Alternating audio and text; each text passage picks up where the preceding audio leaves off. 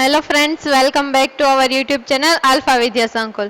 આગળના લેક્ચરમાં આપણે ઉષ્મા એના વિશે ડિસ્કસ કરતા હતા કે ઉષ્મા છે એટલે કે કોઈ પણ બોડી છે એ ગરમ છે કે ઠંડુ છે એ માપવા માટે આપણે શું કરીએ, એ જોવા માટે જે અનુભવ કરીએ છીએ એને આપણે શું કહેવાય, તો કે એને તાપમાન કહેવાય છે, અથવા તો એને ઉષ્મા પણ કહેવાય છે. તાપમાન અને ઉષ્મા બંને વસ્તુ સેમ જ કહેવાય. તો આ જે તાપમાન છે એને માપવા માટેનું સાધન કયું હતું, તો કે થર્મોમીટર છે એ હતું. એમાં આપણે બે પ્રકારના થર્મોમીટર છે એના વિશે વાત કરી ગયા. એક તો ક્લિનિકલ થર્મોમીટર અને બીજું છેલ્લે આપણે જોયું એ લેબમાં વપરાતું એટલે કે પ્રયોગશાળામાં વપરાતું થર્મોમીટર છે. એના વિશે આપણે લાસ્ટ બે લેક્ચરમાં ડિસ્કશન કર્યું હતું થર્મોમીટર વિશેનું, કે આ થર્મોમીટર છે એ આપણને તાપમાન માપવા માટે વપરાય છે. હવે આજના લેક્ચરમાં આપણે એક નવો ટોપિક જોવાનો છે, આ ઉષ્માનો જ છે, પણ ઉષ્માનું પ્રસરણ કેવી રીતે થાય છે એ જોવાનું છે. એટલે કે ઉષ્માની મૂવમેન્ટ, ગતિ કેવી રીતે થાય છે એ આપણે જોવાનું છે. તો ચાલો સ્ટાર્ટ કરીએ આપણે.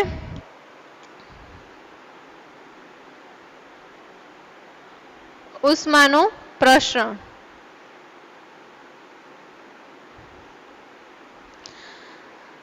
આના માટે આપણે પહેલા એક પ્રવૃત્તિ કરવાની છે, એક એક્ટિવિટી કરવાની છે, જે તમારી ટેક્સ્ટ બુકમાં આપેલી છે એ જ રીતે આપણે કરવાની છે. શું કરીશું આપણે, તો કે એક મોટી ફૂટપટ્ટી લઈ લેશું. લોખંડની હોય એ લેવાની છે, પેલી પ્લાસ્ટિકની આવે એ નહીં.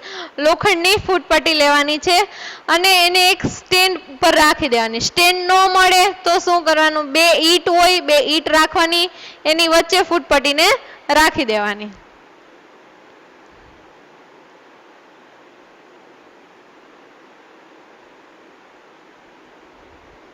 અહીંયા બે ઈંટની વચ્ચે આપણે રાખી દઈશું. હવે ચોક્કસ જે લંબાઈનું માપ હશે ત્યાં આપણે શું કરીશું, તો કે ત્યાં આપણે જે પેલું મીણ હોય છે, એ મીણને થોડુંક ગરમ કરી અને અહીંયા શું કરી દેવાનું, તો કે અહીંયા છે એને ચીપકાવી દેવાનું. મીણને થોડું ગરમ કરી અને અહીંયા ચીપકાવી દેવાનું. આની હારે જો તમારે બીજું કોઈ દિવાસળીની સળી હોય એ સાથે લગાવવું હોય તો એ પણ અહીંયા શું કરવાની, તો કે અહીંયા લગાવી દેવાની. દિવાસળીની જે સળી હોય એની વાત કરું છું.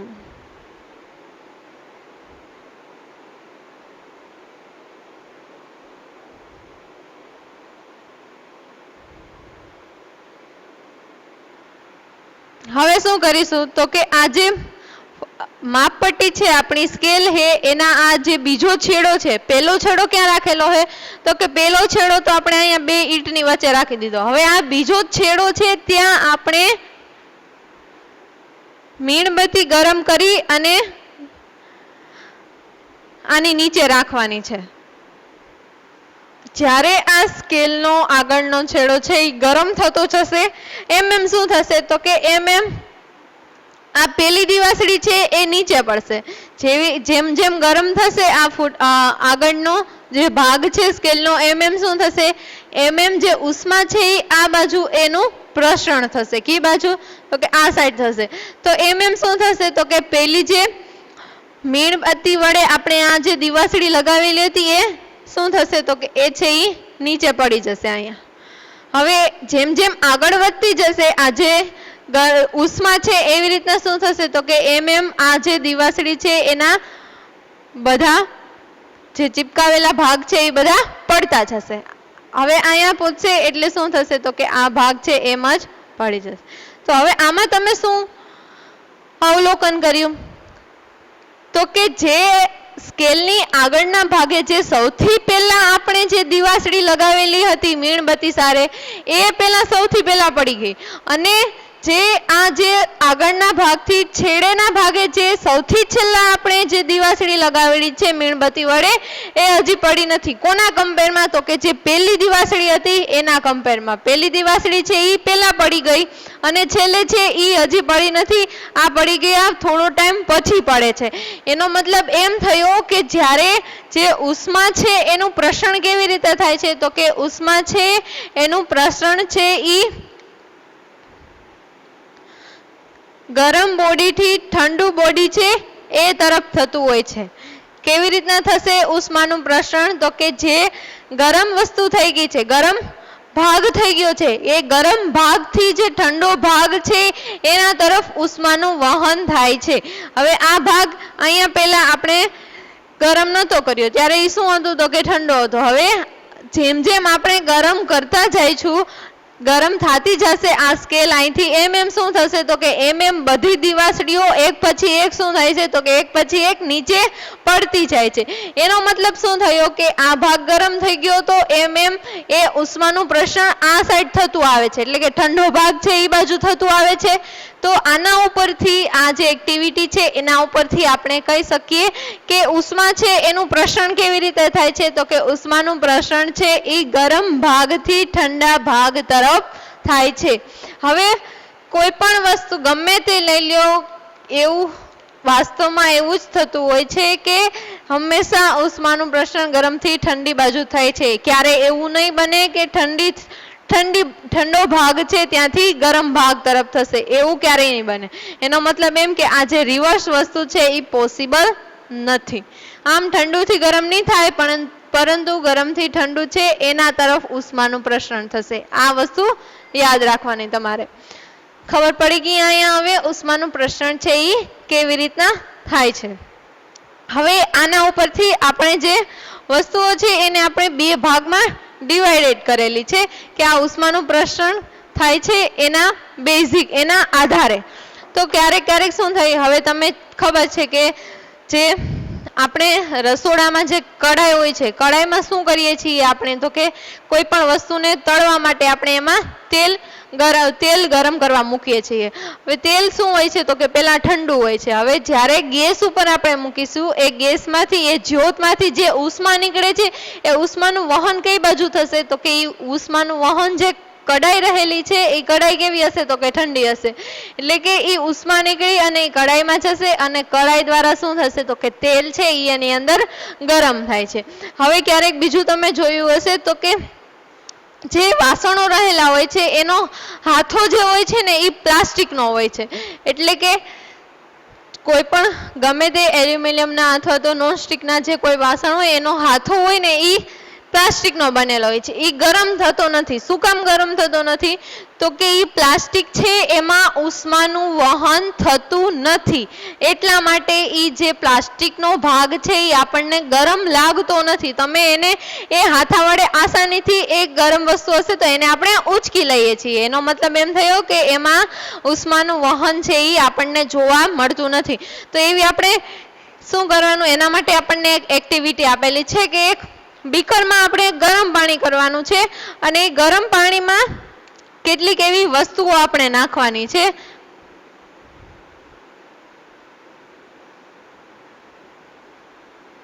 ફોર એક્ઝામ્પલ, પહેલા હું અહીંયા એક પેન્સિલ છે એને નાખું છું ગરમ પાણીમાં. હવે શું થાય છે એ જોવાનું. એટલે કે પેન્સિલનો એક ભાગ છે એ પાણીમાં ડૂબેલો હોવો જોઈએ અને બીજો ભાગ છે એ બીકરની ઉપર રહેવો જોઈએ. હવે આ જે થોડીક વાર પછી હું આ ઉપરના ભાગને સ્પર્શ કરીશ તો એ મને ગરમ લાગશે કે ઠંડો લાગશે? તો કે આ ભાગ છે એ મને કેવો લાગશે? તો કે ઠંડો લાગશે. કેવો લાગશે? તો કે ઠંડો લાગશે. હવે પેન્સિલ છે એ શેમાંથી બનેલી હોય છે? તો કે એ લાકડામાંથી બનેલી હોય ને. તો એનો મતલબ એમ થયો કે જે લાકડું છે એમાંથી શું થાય છે? તો કે એમાંથી ઉષ્માનું વહન થતું નથી.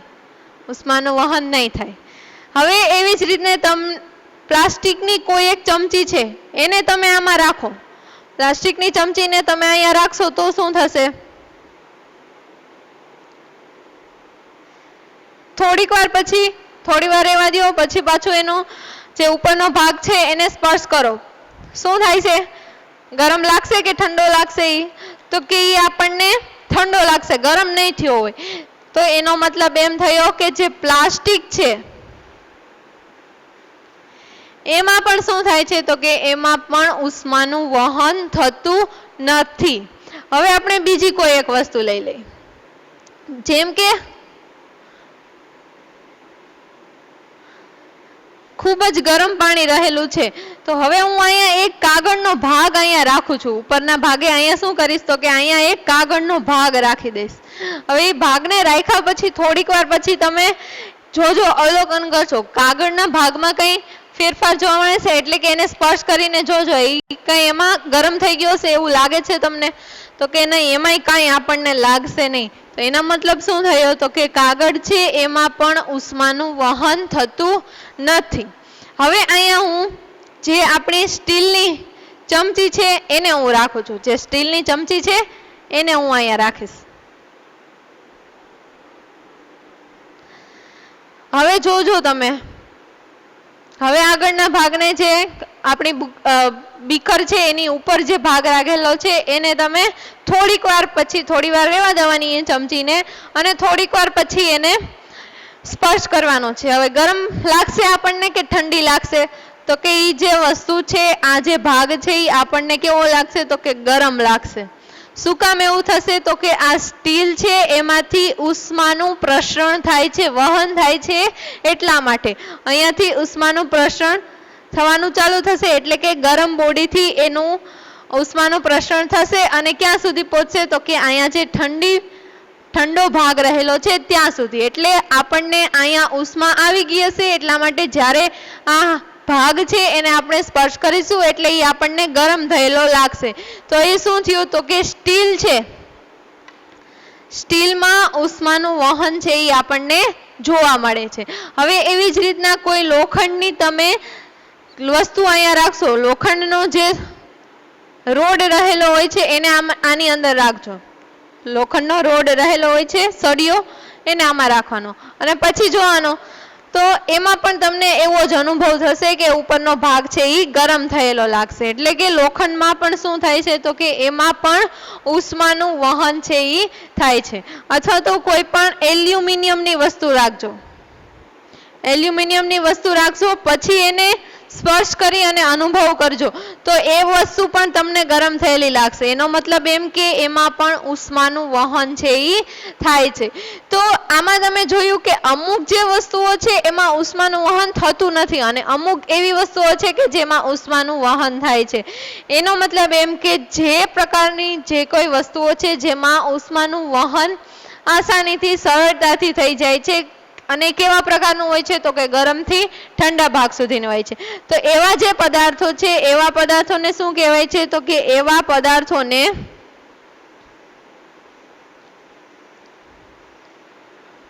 ઉષ્મા સુવાહક પદાર્થો કહેવાશે. શું કહેવાશે એને? ઉષ્મા સુવાહક પદાર્થો કહેવાશે. એટલે કે એમાં ઉષ્માનું પ્રસરણ થાય છે. હવે આ જે ભાગ રહેલા છે એમાં શું થાય છે, તો કે એમાં ઉષ્માનું વહન થતું નથી. એટલો એનો મતલબ એમ કે એને કેવા કહેવાશે, તો કે એને છે એને ઉષ્મા અવાહક પદાર્થ કહેવાય છે. શું કહેવાશે? ઉષ્મા અવાહક અથવા તો ઉષ્માના મંદ વાહકો કહેવાશે. બંને શબ્દ યાદ રાખવાનો તમારે. શું યાદ રાખવાનું? સુવાહક, ઉષ્મા સુવાહકની વ્યાખ્યા લખવી હોય આપણે તો શું લખી શકીએ, તો કે જે પદાર્થમાં અથવા તો વસ્તુમાં ઉષ્માનું ગરમ ભાગથી ઠંડા ભાગ સુધી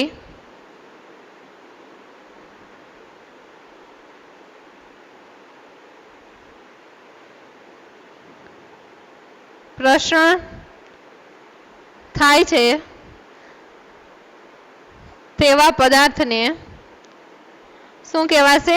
ઉષ્મા સુવાહક કહેવાશે. અને અવાહકની વ્યાખ્યા લખવી હોય તો શું લખી શકીએ, તો કે જે પદાર્થમાં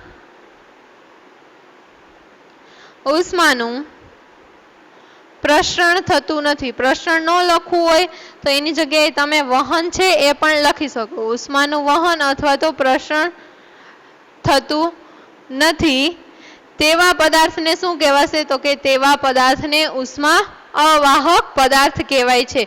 તો આ બંને વસ્તુ છે એ આપણે કેના ઉપરથી નક્કી કરી? ઉષ્મા અવાહક અને ઉષ્મા સુવાહક છે. તો કે આ બંને વસ્તુ છે એ આપણે જે આપણો ટોપિક છે આજનો ઉષ્માનું પ્રસરણ એના ઉપરથી નક્કી કર્યું. અને ઉષ્માનું પ્રસરણ છે એ કેવી રીતના થાય છે, તો કે ઉષ્માનું પ્રસરણ છે એ ગરમથી ઠંડા ભાગ સુધી થાય છે. ગરમથી જે ઠંડો ભાગ રહેલો હોય છે ત્યાં સુધી થાય છે. તો જેમ કે સ્ટીલ, લોખંડ, એલ્યુમિનિયમ, તો આ બધી વસ્તુ છે શું એકચ્યુઅલમાં? તો કે આ બધી વસ્તુઓ છે એ શેની બનેલી હોય છે? તો કે આ બધી વસ્તુઓ છે એ ધાતુની બનેલી હોય છે. શેની? ધાતુની. તો એનો મતલબ એમ થયો કે ધાતુ છે એ શું છે? તો કે ધાતુ છે એ ઉષ્મા સુવાહક છે. હવે તમે અહીંયા લાકડું, પ્લાસ્ટિક અને કાગળ જુઓ તો એ શું થશે? તો કે એ, હું એવું નથી કહેતી કે એ અધાતુની બનેલી હશે, પણ એ પણ શેની તો બનેલી જ હશે ને. અથવા તો જે અધાતુઓ હોય છે એમાં પણ શું થતું હોય છે? તો કે એ પણ ઉષ્મા અવાહક હોય છે. અધાતુ હોય છે એ. ધાતુ હોય શું હોય? તો કે એ ઉષ્મા સુવાહક હોય, અને અધાતુ હોય શું હોય? તો કે એ ઉષ્મા અવાહક હોય છે. અધાતુ અધાતુની કોઈ પણ વસ્તુ બનેલી હોય તો એમાં શું થતું હોય? તો કે એમાં ઉષ્માનું વહન આપણને જોવા મળશે નહીં. જનરલી એવું થતું હોય છે. તો આ વાત થઈ ઉષ્મા સુવાહક અને જે ઉષ્મા અવાહક છે એના વિશેની. હવે આપણે વાત કરીએ તો આ ઉષ્માનું પ્રસારણ છે જે પદાર્થની 3 અવસ્થા છે એના વિશે વાત કરીએ. કઈ અવસ્થા છે? તો કે ઘન, પ્રવાહી અને વાયુ. તો આ જે ઉષ્માનું પ્રસરણ છે એ સૌથી વધારે જનરલી કેમાં જોવા મળતું હોય? તો કે જે ઘન પદાર્થો છે એમાં સૌથી વધારે આપણને જોવા મળતું હોય. જો અહીંયા જેટલા ભી મેં અહીંયા આ પદાર્થો લીધા છે એ બધા પદાર્થની અવસ્થા કેવી છે? આમાં એકેય પ્રવાહી છે? પ્રવાહી લીધું હે મેં? તો કે નથી. એકેય વાયુ છે? વાયુ છે. એમાં આમાં તમને દેખાય છે કે એકેય આ વસ્તુ છે એ વાયુની બનેલી છે? તો કે નથી. તો એનો મતલબ એમ કે આ બધા પદાર્થોની અવસ્થા કેવી છે? તો કે ઘન અવસ્થા છે. તો ઘન અવસ્થામાં ઉષ્માનું પ્રસરણ જોવા મળે છે આપણને. અને કઈ સાઈડથી? તો કે ગરમ પદાર્થથી અલગ, ગરમ ભાગથી ઠંડા ભાગ સુધી આપણને જોવા મળે છે. હવે આપણે વાત કરીએ પ્રવાહી અને વાયુ. તો કે પ્રવાહી અને વાયુમાં જનરલી ઉષ્માનું પ્રસરણ છે એ આપણને જોવા મળતું નથી, પરંતુ અપવાદ રૂપે એક જે મર્ક્યુરી છે એમાં જોવા મળશે. આ મર્ક્યુરી છે એની અવસ્થા કેવી હોય છે? તો કે એની અવસ્થા છે એ પ્રવાહી હોય છે. તો આમાં શું હોય? તો કે આમાં આ એક અપવાદ છે કે આમાં ઉષ્માનું પ્રસરણ થાય છે. જેમ કે મર્ક્યુરીનો પારો છે એ ક્યાં વપરાય છે? તો કે એ આપણને ખબર છે પેલું થર્મોમીટર હોય છે એમાં વપરાય છે. હવે આપણને ખબર છે કે થર્મોમીટર છે એને આપણે જ્યારે મોંમાં રાખીશું એટલે આપણા શરીરનું જે તાપમાન હશે, આપણા જે મોંની અંદરનું જે તાપમાન હશે એ કોના કોન્ટેક્ટમાં આવશે? તો કે જે થર્મોમીટરનો જે આગળનો બલ્બ જેવો ભાગ હોય છે, જેને શું કહેવાય છે? તો કે જેને બલ્બ જ કહેવામાં આવે છે ને, એ બલ્બના સંપર્કમાં આવશે. એટલે શું થશે? તો કે આપણી અંદર જે ઉષ્મા રહેલી છે એ ઉષ્માનું વહન એની અંદર થશે. હવે એની અંદર થયા પછી શું થશે? તો કે મર્ક્યુરીનો પારો છે એ ગરમ થશે. ગરમ થયા પછી શું થાય છે? તો કે એનું વિસ્તરણ થાય છે, એટલે કે વિકોચન થશે. એટલે એ ઉપરની તરફ જશે. કઈ બાજુ જશે? તો કે ઉપરની તરફ જશે એવું આપણને જોવા મળે છે. હવે તમે જુઓ, જે આપણે આગળ પેલો બલ્બ જેવો ભાગ રાખીએ છીએ ને એ શેનો હોય છે? તો કે એ સ્ટીલનો બનેલો હોય. જ્યારે મેં તમને થર્મોમીટર બતાવ્યું હતું ત્યારે એ કેનો બનેલો હોય? તો કે સ્ટીલનો બનેલો હોય છે. એટલે સ્ટીલમાંથી શું થશે? તો કે સ્ટીલમાંથી જે ઉષ્મા છે એનું વહન થશે. જે ગરમ પદાર્થ હશે એના સંપર્કમાં જ્યારે સ્ટીલ આવશે એટલે શું થશે? તો કે એ સ્ટીલમાંથી ઉષ્માનું વહન થશે. હવે એ વહન થયા પછી શું થશે? તો કે મર્ક્યુરીનો પારો ગરમ થશે. ગરમ થશે એટલે એ શું થશે? તો કે એનું વિસ્તરણ થશે. આપણે આગળના લેક્ચરમાં જે ઉષ્માથી થતા અસરો છે એના વિશે વાત કરી હતી કે એનાથી શું થાય? તો કે એનાથી વાયુ પદાર્થ અને પ્રવાહી પદાર્થ હોય તો એનું વિસ્તરણ થાય છે, એટલે કે વિકોચન થાય છે, જેના કારણે એ ઉપરની તરફ જશે. એટલે આ મર્ક્યુરીનો પારો ઉપરની તરફ જશે અને જ્યાં સુધી આપણા શરીરની ઉષ્મા એ બલ્બના સંપર્કમાં આવશે ત્યાં સુધી એનું વિસ્તરણ, એને જે પારો છે એનું વિસ્તરણ થયા કરશે. જેવું બેનું ટેમ્પરેચર, તાપમાન છે એ ઇક્વલ થઈ જશે એટલે એ પારો વિસ્તરણ થવાનું બંધ કરી દેશે. અને જે માપક્રમ આપને દેખાડે છે થર્મોમીટરમાં એ શું હોય? તો કે એ એક્ઝેક્ટ એનું તાપમાન હોય છે. કોનું? તો કે આપણા શરીરમાં જેટલું જે ઉષ્મા રહેલી હોય, જે તાપમાન રહેલું હોય છે એનું.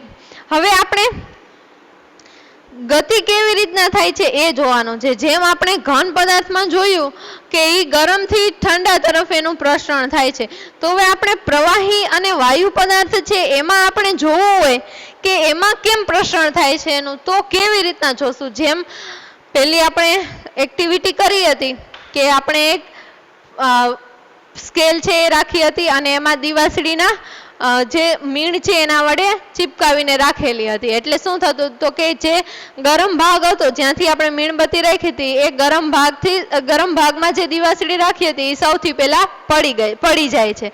તો એ આપણે જોઈ શક્યા હતા ને કે આમાં જે ઉષ્માનું વહન છે એ ગરમથી ઠંડા ભાગ સુધી થાય છે, એ આપણે જોઈ શક્યા હતા। તો હવે મારે એવી જ રીતના જે પ્રવાહી અને વાયુ છે એ બંને પદાર્થમાં, એ બંને અવસ્થામાં ઉષ્માનું પ્રસરણ કેવી રીતના થાય છે એ જોવાનું છે। તો એ જોવા માટે શું કરીશું આપણે હવે, તો કે એ જોવા માટે પણ આપણે એક એક્ટિવિટી કરવી જોશે ને। એક્ટિવિટી કરશું તો આપણને ખબર પડશે। તો ચાલો કરીએ આપણે એક્ટિવિટી। એના માટે શું કરવાનું, તો કે એના માટે એક ફ્લાસ્ક લેવાનો છે અને પોટેશિયમ પરમેંગેનેટ જોશે। ફ્લાસ્ક કે આવો લેવાનો છે કે એનો આગળનો ભાગ છે એ કેવો હોય, તો કે એનો જે આગળનો ભાગ છે એ સાંકડો હોય।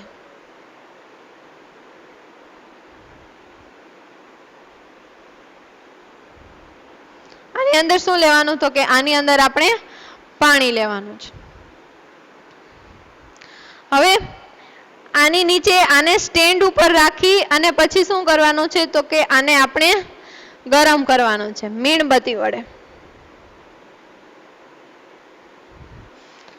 થોડું ગરમ થયા પછી હવે આપણે આની અંદર પોટેશિયમ પરમેંગેનેટનું જે ક્રિસ્ટલ રહેલું હોય, એટલે કે એ સોલિડ ફોર્મમાં હોય। સોલિડ ફોર્મ એટલે કે ઘન, એની અવસ્થા કેવી હશે, તો કે એની અવસ્થા ઘન હશે।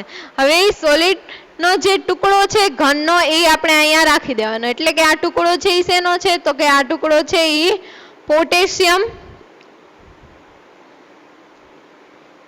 પરમેંગેનેટનો હશે। જે કેવા કલરનો હોય છે, તો કે જે ગુલાબી કલરનો હોય છે। કેવા કલરનો હશે, ગુલાબી કલરનો હશે। હવે આપણે આ એક્ઝેક્ટ આ જે ટુકડો નાખ્યો એની એક્ઝેક્ટ નીચે જ મીણબત્તી રાખવાની અને એને ગરમ કરવાનું। ગરમ કરવાથી હવે થોડી વાર પછી જોવાનું કંઈક આપણને આની અંદર મોમેન્ટ જોવા મળશે। હવે એ મોમેન્ટ શું હશે, કેવી રીતના હશે એ જોશું એટલે આપણને દેખાશે। તો આમાં આવા પ્રકારની મોમેન્ટ આપણને જોવા મળશે।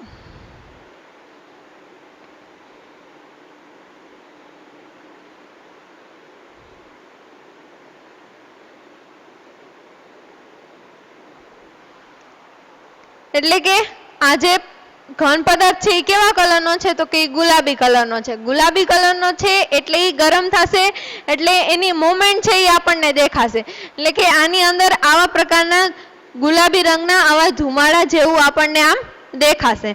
તો એ મોમેન્ટ એની કેવી રીતના હશે, તો કે એ મોમેન્ટ છે એની આવી રીતના હશે, કંઈક આવી રીતના ઉપર જશે અને પછી પાછી શું થશે, તો કે નીચે આવશે।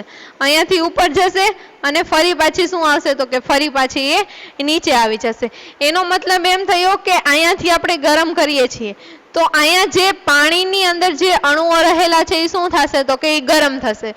ગરમ થશે એટલે એ શું કરશે, તો કે ઉપર જવાની કોશિશ કરશે। ઉપર જશે એટલે કે અહીંયા જગ્યા ખાલી થઈ ગઈ ને। હવે અહીંયા પાણીના અણુઓ હતા એ તો ઉપર વયા ગયા, તો અહીંયા શું હશે હવે, તો કે અહીંયા જે સાઈડમાં જે ઠંડા પાણીના અણુઓ રહેલા હશે એ બધા અહીંયા આવી જશે। જ્યાં જગ્યા ખાલી થઈ છે ત્યાં આવી જશે અને એ પાછા ગરમ થશે એટલે એ પાછા ઉપર જશે। પછી એની પાસે જે બીજા ઠંડા પાણીના અણુઓ રહેલા હશે એ એની જગ્યા લઈ લેશે। એ ગરમ થશે એટલે ઉપર જશે। એનો મતલબ એમ કે બીકરમાં જેટલું પાણી ભરેલું હશે એ બધું પાણી જ્યાં સુધી ગરમ નહીં થઈ જાય ત્યાં સુધી એમાં આવા પ્રકારની મૂવમેન્ટ છે એ થતી રહેતી હોય છે। એટલે કે કેવી થશે મૂવમેન્ટ, તો કે આવા પ્રકારની થશે, સર્ક્યુલર વેમાં થશે। અહીંયાથી ઉપર જશે ગરમ પાણી અને ફરીથી શું થશે, તો કે ઉપરના ભાગે જે ઠંડુ પાણી રહેલું હશે એ નીચે આવશે અને નીચે પાછો એ ગરમ થઈ જશે એટલે સાઈડના ભાગમાં જે ઠંડુ પાણી રહેલું છે એ જે ગરમ પાણીની જગ્યા ખાલી હશે ત્યાં જે પાણીના અણુઓ ઉપર જતા રહ્યા હશે ત્યાં એની જગ્યાએ એ આવી જશે. એટલે કે પાણીમાં પણ શું થાય છે તો કે પાણી જે પ્રવાહી છે એટલે કે પ્રવાહીની વાત કરીએ છીએ તો કે પ્રવાહીમાં પણ ગરમ ભાગથી ઠંડા ભાગ સુધી શું થાય છે તો કે ઠંડા ભાગ સુધી ઉષ્માનું પ્રસરણ આપણને જોવા મળતું હોય છે. જેવી રીતના ઘન પદાર્થમાં થાય છે સેમ એવી જ રીતના આમાં પણ થતું હોય છે. હવે આપણે વાત કરીએ આ પાણીની પ્રવાહીની વાત કરી લીધી. હવે આપણે વાયુ પદાર્થ છે એના વિશેની વાત કરીએ. હવે હવામાં છે એ ઉષ્માનું પ્રસરણ કેવી રીતના થાય છે એ આપણે જોવાનું છે. હવામાં ધુવાડો થતો હોય આપણે જોયો જ હોય છે. કેવી રીતના થતો હોય છે તો કે પવનની જે બાજુ ગતિ હશે એ બાજુ શેની ગતિ હશે તો કે એ બાજુ ધુમાડાની ગતિ થતી હશે. હવે પરંતુ આ જે વાયુ પદાર્થ એટલે કે વાયુની વાત કરીએ આપણે હવે એના માટે આપણે શું પેલા હવામાં એક પ્રકારનું દબાણ રહેલું હોય છે. જે કેવું દબાણ હોય છે હવામાં શું રહેલું હોય તો કે દબાણ રહેલું હોય છે. હવે આ દબાણ છે એ આપણને બધી બાજુએથી લાગતું જ હોય છે.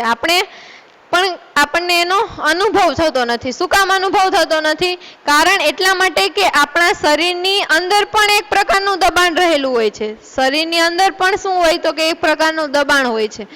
આ બંને દબાણ સરખું થઈ જાય છે એટલા માટે આપણને આ જે હવાની અંદર જે દબાણ રહેલું છે એનો અનુભવ થતો નથી.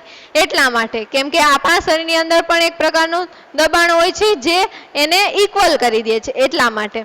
પરંતુ શું થશે હવે જો કે આ હવાની અંદર જે વાયુના અણુઓ રહેલા હશે કેના અણુઓ તો કે આ જે વાયુ છે એના અણુઓ રહેલા હશે. હવે એ શું થશે તો કે જેમ આ જે સનરેઝ આવે છે સનરેઝના કારણે શું થશે તો કે એક સનરેઝમાંથી એક પ્રકારની ઉષ્મા જ મળતી હોય છે ને તો એ વાયુના અણુઓ શું થશે તો કે એ વાયુના અણુઓ છે એ ગરમ થશે. ગરમ થશે એના કારણે શું થશે તો કે એના કારણે એ અણુઓ છે એ ઉપરની જગ્યાએ જશે. શું થઈ જશે તો કે એ ગરમ અણુઓ ઉપરની જગ્યાએ એટલે કે એ અણુનું શું થાય છે તો કે એનું વિસ્તરણ થાય છે. શું થશે? વિસ્તરણ. આપણે આગળના લેક્ચરમાં જોયું હતું કે પ્રવાહી અને વાયુ પદાર્થ છે જ્યારે એ ગરમ થાય છે ત્યારે શું થાય છે એનું તો કે ત્યારે એનું વિસ્તરણ થાય છે. શું થશે તો કે વિસ્તરણ. વિસ્તરણ થવાને લીધે એ શું થશે તો કે એ ઉપર જાય છે. હવે ઉપર જશે એટલે શું થશે તો કે અહીંયા જે જગ્યા રહેલી હશે એ જગ્યા કોણ પૂરશે હવે તો કે એ જગ્યા છે એ બીજા અણુઓ રહેલા હશે કે જ્યાં શું હશે તો કે જ્યાં ઠંડા પ્રકારનું એટમોસ્ફિયર હશે તે હવે ગરમ પદાર્થ છે એની જગ્યાએ આવી જશે. એટલે શું થશે તો કે આપણને ક્યારેક જે હવા જતી હોય જે પવન આવતો હોય એની દિશા ખબર પડે છે. જે દિશામાંથી આવતું હોય એટલે કે શું થશે તો કે એ દિશા છે એ કઈ બાજુ હશે પવનની દિશા તો કે એ પવનની દિશા છે એ જે ઠંડો ભાગ છે ત્યાંથી ગરમ ભાગ હશે ત્યાં તરફ હશે. ગરમ ભાગે એટલે કે ત્યાં શું હશે તો કે ત્યાં દબાણ વધી ગયું હશે અને અહીંયા કેવું હશે તો કે અહીંયા દબાણ છે એ ઓછું હશે. શું હશે? હવાની અંદર જે દબાણ રહેલું હોય છે એ. હવે આ શું થશે તો કે આ પદાર્થ અહીંયા જે ગરમ ભાગ છે એટલે કે અહીંયા જે વાયુના અણુઓ રહેલા હશે એ ગરમ થશે એટલે એ ઉપરની જગ્યાએ જશે. હવે અહીંયા જગ્યા ખાલી હશે એ શું થશે તો કે આ જે ઠંડા અણુઓ છે ઠંડા ભાગના જે અણુઓ છે વાયુના એ અહીંયા આવશે. એટલે એનો મતલબ એમ શું થયો તો કે વાયુ છે એમાં કેવા પ્રકારનું વહન થશે? હવે કયો જી મને. આપણે ફિનોમિના સમજ્યા પછી કેવા પ્રકારનું વહન થશે એમાં તો કે આ જે વાયુ પદાર્થ રહેલો હોય છે કોઈ પણ એમાં ઉષ્માનું પ્રસરણ છે એ ગરમ ભાગથી ઠંડા ભાગથી શું થશે તો કે એ ગરમ ભાગ સુધી થશે.